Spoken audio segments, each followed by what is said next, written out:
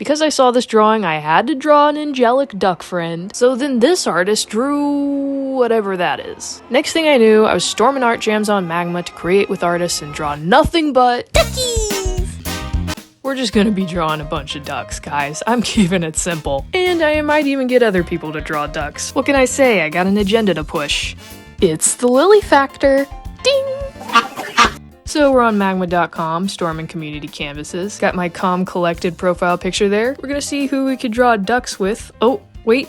Someone's already doing it! I gotta draw with this kindred spirit. Oh, but the jam's kinda crowded. And usually more than 10 people makes Magma lag. So bad for me. Yeah, I can't do this. Guess I won't be drawing with waffles today. Let's see what else we got here. Someone's having a bad day at work? Well, if you ask me, the best way to cheer someone up having a bad day is to draw a baby duck. I mean, just imagine this person looking at their monitor at work and they see this adorable face. I mean, this duck will change your life. With my reference in tow, the sketch is done, time to do some coloring. And please, pay no mind to the ugly stage. This ugly duckling won't be ugly for long, I promise. My Magma drawing process is not like my drawing process regularly when it comes to digital arts. For me, drawing on Magma is basically like doodling in a notebook, except you get to do it with other people, which is fun and completely pressure-free. I kind of goof off drawing on Magma. I throw colors on the canvas and just see if it sticks. My duckie's looking all happy. Ooh. Hey, what are you doing? Not cool, Marty. Looks like they were trying to apologize, but I didn't see it in time. Yeah, you better run. Scram! Rule of thumb when it comes to being an artist. Don't draw over artists' ducks. You can draw over anything else they draw, just don't draw over their ducks. Yeah, I'm kidding. Don't draw over people's work. Though I'm sure that was an accident. It happens sometimes on there. I finally stopped just throwing colors and played with opacity pressure sensitivity to add a little more shading to the duck. And of course, you gotta sign your name when you're done. There's ducky number 1. Alright, this free draw's empty, but it was created just a few minutes ago. I usually like to go to these abandoned free draws, because sometimes once you start drawing in there, more people will show up. This was the rare instance where that did not happen. I was a lone wolf for this one. I wasn't gonna just draw realistic ducks, so I decided to draw Bean the Dynamite from Sonic the Hedgehog. And upon drawing him, I realized there's some controversy with this character that I didn't know about. Apparently, we can't decide if he's a woodpecker or a duck. But I mean, come on, Woody the Woodpecker, it's been done, Sega. So at the risk of incurring the wrath of Sonic fans, I'm gonna be calling Bean a duck today. And of course, I had a weird hiccup where I drew green over my sketch, so yeah, I had to fix that. Tried to give Bean some really neon bright, eye-killing colors. You know, keep it fun. Of course, I gotta give him his bomb. That's what he does. Cartoon violence. I like Bean. I don't know why. I just think he's funny. Could be because he's a duck woodpecker hybrid. Could be that he throws bombs. Could be that his name is Bean and I love beans. And after adding some white highlights, make him even more bright, painful to the eye. Gotta make his shoes all shiny. You know, just the nice finishing touches to this very controversial character. Then of course I gotta add a subtle background, give some context to what's going on in his story, you know? Just a subtle explosion. Accidentally wrote my name over the background layer, had to fix that. Annoying.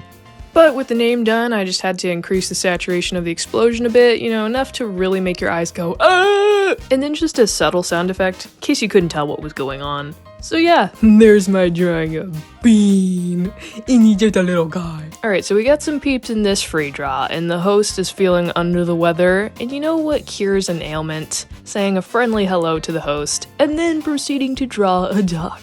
I mean, there's no better remedy for any illness than just drawing a duck for somebody. Yep, just draw a duck and tell the person that you hope they'll feel better soon. I found a reference photo of a duck wearing a hat, so I had to give him a monocle, and of course, a super groovy cane, trademarked. And of course he needs a bow tie! Yep, a nice fancy red bow tie. I ended up drawing right alongside the host for this jam, so it's kind of fun how that worked out. I was feeling super spoiled because my reference photo for the duck was in golden hour lighting. So I was like, oh yeah, I get to experiment with drawing some golden hour lighting. It's always fun to do that, I just don't do it as often because AI kind of killed drawing golden hour lighting for me. AI will just draw anything in golden hour lighting, even if it doesn't make sense. Oh, we got a contributor. Just a nice little dot for me. Thank you for that dot. I needed that today. Someone's loitering in the ether. Wait a second. Looks like I will be drawing with Waffles today. It's actually kind of funny. My cousin had a duck friend that she named Waffles. And if I remember the story correctly, Waffles kind of like disappeared for a few years and then returned to the pond. Maybe Waffles was just out pursuing an art career and ended up drawing with me on Magma. For years, my cousin and I have had this ongoing bit where we refer to anything duck related as our duck core aesthetic. It spawned off of the whole cottage core trend and like aesthetic trends of just calling anything that, like just anything's an aesthetic. So we just thought it would be funny to start saying that we had a duck core aesthetic. Now, anytime I go to a store and I see duck-related merchandise or media, I'll just shout out, "This fits my duck core aesthetic!" And oh, the indignant glares I get from people, it's so fun. Highly recommend you give it a try. But here is a fancy duck. He's very snazzy. For this next one, we have a tower of birds, including some ducks. This one kind of happened by accident. I was hosting a jam of just drawing cute, silly themed stuff, and then someone drew a bird, and I drew a bird on top of the bird, and the next thing I know, someone else is drawing a bird on top of my bird, and it was very fun and silly. And we had some starry-eyed reactions, and then someone was picking up my duck core aesthetic, so I was totally in agreement, but then they realized that not all of the birds were ducks, because one of the birds was this person's pet bird. Isn't she cute? I love her. I actually recently saw a video get suggested to me that was captioned duck core, so I guess my cousin and I were years ahead of the trend, who knows. Clearly, our duck core aesthetic agenda has been working very successfully. We got 4 birds in this tower, one is super small on the duck's back. Alright, we got another jam. This one's captioned la la la la, and we'll be drawing another duck next to a familiar drawing. This person had actually been simultaneously drawing that thing on like every single jam that was going on that day. Clearly, while I was pushing my duck core agenda, this person was pushing their whatever that is agenda. If you didn't already know, I'm drawing a mallard because I love mallards. I love their feathers, their colors. I love their green heads that reflect all these different colors and blues on them. They're so beautiful. I love the mallard. I was getting kind of tired, but someone chimed in, yippee! And suddenly my energy was just transformed. I just felt rejuvenated and excited. Started to outline the duck just to polish it a bit. Still kind of on my sloppier side of drawing, painting, you know. I don't know what's going on with those feet. But someone commented some love, so I gave some love back, and I drew little duck kissing the heart.